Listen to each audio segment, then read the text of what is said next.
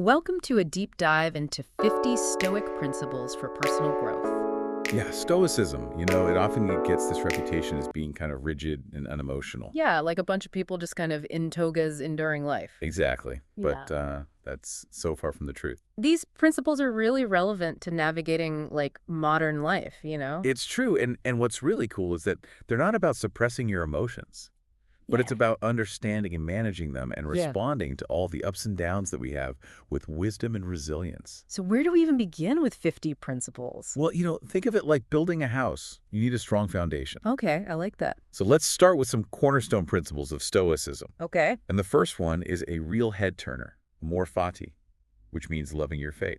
When I hear loving your fate, I think about, well, what if my fate is being stuck in traffic, behind a garbage truck? That's a great question. Yeah. But Amor Fati isn't about just accepting whatever happens passively. Okay. It's about seeing the challenges as opportunities for growth. So it's more about how you react to it. Exactly. The Stoics believed we can't always control what happens to us on the outside, Right. but we can control our thoughts and our perceptions. It's kind of like that saying, life is 10% what happens to you and 90% how you react to it. That's a great way to put it. Amor Fati encourages us to look for the good, even the hidden strength in every situation. Okay, I'm starting to see how this could be really powerful. Good. What's the next foundational principle? Well, this one might seem a little counterintuitive after talking about fate, Okay. but it's serve others. So how do we balance loving our fate with also taking action to help others? Well, Stoicism isn't about just withdrawing from the world. Right. It emphasizes contributing to the common good, but not out of a sense of obligation or duty. Saying something more. Yeah, the Stoics believe that when we serve others, it actually creates this beautiful cycle. When you give genuinely, you not only help others, but you also experience this sense of purpose and connection. It's a give and take. Exactly. It benefits both the giver and the receiver. It's interesting, because we think about self-improvement as this internal thing. But Stoicism really emphasizes that our well-being is tied to everyone else's well-being as well. That's right. It acknowledges that we're all interconnected. Right. And that leads us to our third foundational principle, which might be the most well-known Stoic concept. Okay. Memento Mori. Remember your mortality. Okay, no, this is where it gets a little dark, right? Are we supposed to walk around like every day is our last? Not quite. It's not about becoming reckless, or nihilistic. Okay.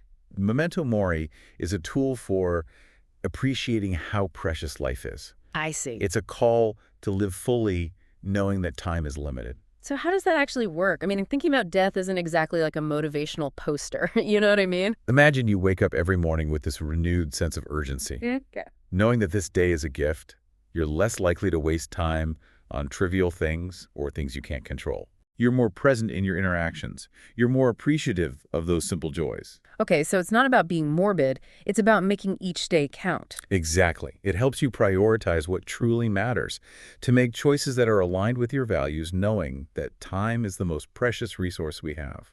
Wow, that's deep. Okay, so we've got these three foundational principles: Amor Fati, serve others, and Memento Mori.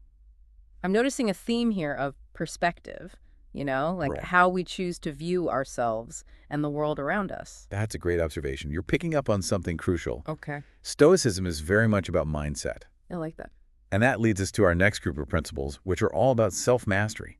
Self-mastery sounds intense. It doesn't have to be. Think of it as building a strong inner compass to guide you through life. I like that analogy a lot. So what's the first step in developing that inner compass? Well, it all starts with self-discipline.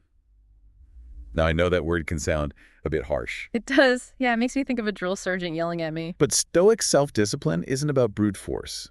Okay. It's about making choices that are aligned with your goals and your values, Okay.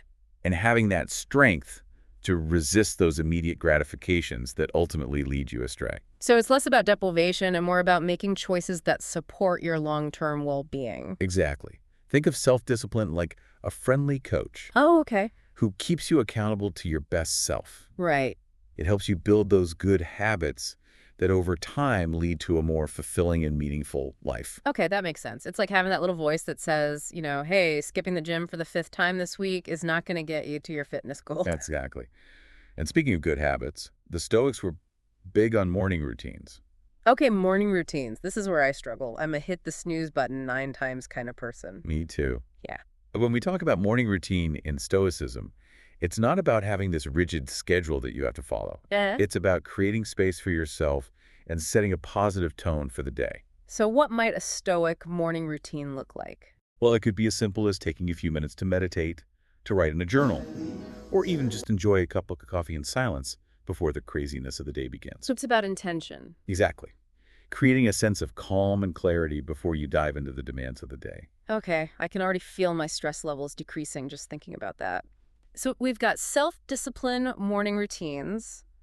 What else is in the self-mastery toolkit? Well, this next one might be my favorite. It's essentialism.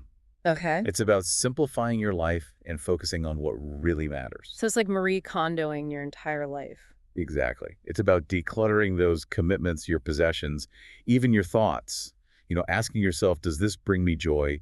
Does this align with my values? And if the answer is no, you have permission to let it go. It's like saying no to all those energy-draining obligations that don't actually bring you any joy so you can have more time and energy for the things that light you up. Precisely. Essentialism is about creating space for what truly matters in your life. Okay, I'm so on board with this. But life rarely goes according to plan, you know? How does Stoicism deal with all those inevitable curveballs? Well, that's where adaptability comes in. Okay, good, because I am not known for my flexibility. Well, the Stoics would remind us that change is the one constant thing in life. True. Adapt